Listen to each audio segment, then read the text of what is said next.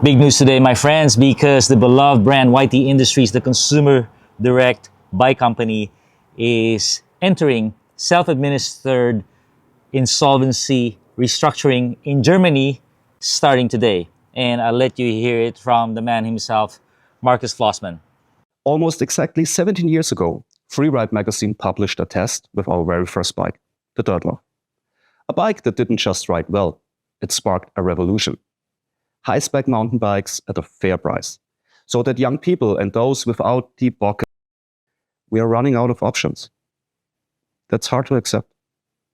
I honestly never imagined I would be saying this, but we've decided to enter into a self-administrated legal restructure. Doing so allows us to restructure our finances, attract new investors, and ultimately set up the brand for long-term success. Of course, this is a difficult chapter in YT's story, but it's not the end. I still believe in YT. For me, this is just a reset, the beginning of a new chapter, a chance to take a breath in getting things in the right order. We are already in talks with new partners, and I'm confident this process will make us stronger, smarter, and hungrier. And while we rework our internal structure, our day-to-day operations will go on. We are still here for you. Our service team is still at your side, and we will do everything we can to keep our customers unaffected.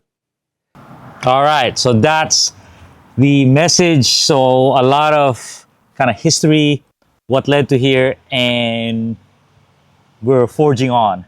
But obviously, this is, he's trying to put on a positive face. I would too if I was in the situation, because a lot of the future depends on, how the other, how the investors will support you. They have to invest some money in you, and how the customers will buy your product. It's just like a stack of cards. If you put some weakness into it, then you don't have a business moving forward. So insolvency restructuring is like chapter 11 of the US courts. And I'm going to put that in detail.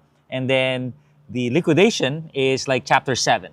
Okay, so we are in chapter 11, really, is what he's talking about. And why this has happened, what he's not saying is they owe this much and they have this much money. So they owe more than they have.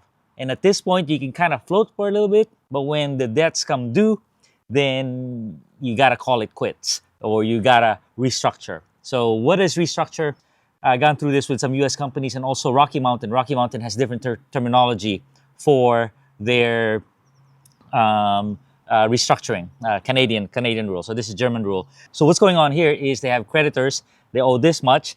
They need some money along with what they have, and they're gonna settle their debts. Okay, so basically it might happen. 10 cents to the dollar, 50 cents to the dollar. It's better than getting nothing. You restructure and move forward. And the courts are involved. There's structures to this. You can't just kind of absolve your sins or absolve your debts. So this is what's going to happen. Something bad here is happening, which is a bunch of folks, a bunch of customers who bought a YT bike in the last week and the last 2 weeks, who still haven't got their product, but they gave their money already, got an email today saying, okay, we are going through restructuring. You are not going to get your bike. You'll get some of your money at some point in the future. The courts say freeze all the creditors. No one gets paid. No one gets their money back until we settle this thing. And that's what's happening. So that's very, very bad, because they've had a huge sale in the past month or so, especially the past few weeks, where it was hard to resist what was going on. So some of my friends bought, and luckily they got them already. But I'm hearing on Reddit and on Facebook, there's quite a few people who got the email and they're like, okay, what the heck? So if you are in that boat, you have to, your best recourse is, hopefully you bought it with your credit card and you got the notice, is you tell your credit card company, give me my money back. Your buyer protection plans, this is when they come into play. This is when you need it. Your bank. So protect yourself now, get your money back, absolve yourself from this purchase. So bad situation. I don't know how many people are involved, but this is worldwide. And but US is a big part of the market, more than 50% of the market. So that's the bad part of this situation. So Marcus obviously has gone through a lot of pain.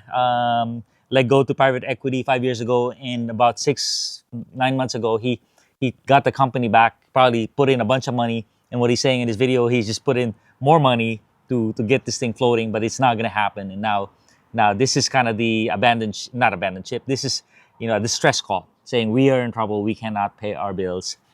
Please help us out. And how do you get help? You settle with your creditors and you get some investment money. Okay, so what is the difference between Chapter 11 in the USA and the insolvency or restructuring in Germany? So the purpose is identical, is to settle the debts and move forward with the business.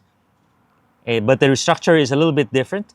Who's in control is the current company, the management, the debtor in possession. They're in control. It's court-driven, and there's some very rigid structures, very rigid schedules. Okay, and there's an automatic stay on your bills. So no collection calls for now. So creditor negotiation is going to happen, but they do need some money. Okay, so insolvency, self-administered insolvency in Germany, the purpose is the same. Let the company reorganize. Self-administration means the management is in control, the debtors. It's court supervised, but it is not as involved as the US. So they're not as heavy-handed. And then plan confirmation has to be approved, and there are a lot more protections for employees in Germany. Okay? So the key differences, as summarized here, the debtor in possession runs the company. Government involvement is high in the USA. It's moderate in Germany. The speed is slow in the USA, 3 months or so, maybe more. And in Germany, it tends to be faster. The stigma in the USA is bad. Hey, you went bankrupt. It's not good moving forward. In Germany, the stigma is a little better. Employee protection is limited in the USA. In Germany, it is high. So, oh man, if you're USA staff, you are more in danger because they gotta cut costs, right? Okay. So, what do I think is gonna happen, and what happened with YT? So, I have an interesting story with YT because this is an e-bike channel, and they were one of the first great e-bike brands. There was High Bike and who's the other one?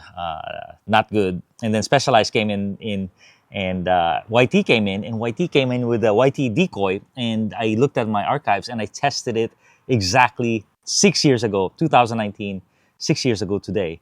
And it was groundbreaking. I was disappointed the motor was Shimano motor. It was already dated back then, or it was okay, but it had a 500 watt-hour battery. It had 76 seat angle and then 65 head angle, and it had a mullet. So it was super cool. 2.8 tires, and the problem with YT, and I talked to Marcus and Stefan, who were running the company at the time. They had a lot of soul, these guys, and vision. The problem was they said, we don't know exactly where we're going to go with this. It's not quite our core, because they're the cool kids. And e-biking was never cool back in the day. It was just kind of fun and useful. Okay. The problem with YT, in a nutshell, with all this organization and management and private equity, the problem is in the most important category of e-bikes. The e-bikes today that they have is the same as it was 6 years ago. Same motor, same frame, the little reach. I checked it out. They just kind of put lipstick on a pig, and that's not gonna happen. That's not gonna fly. How could you do that? And I knew something was wrong many years ago because they have not updated their e-bike. The most important category moving forward for doing business and growing your company, they haven't touched it. There's my thing for you today. It's never good news, but this is the year of hardship in bike industry and all around. So not completely unexpected. If you got your money taken for now or held, because you bought a bike in the last week or so, let us know in the comments. If you are ordered recently, let us know. And what do you think is going to happen to YT? Are you going to support it in the future? And what do you want to happen to this brand? All right. Thanks a ton, everybody.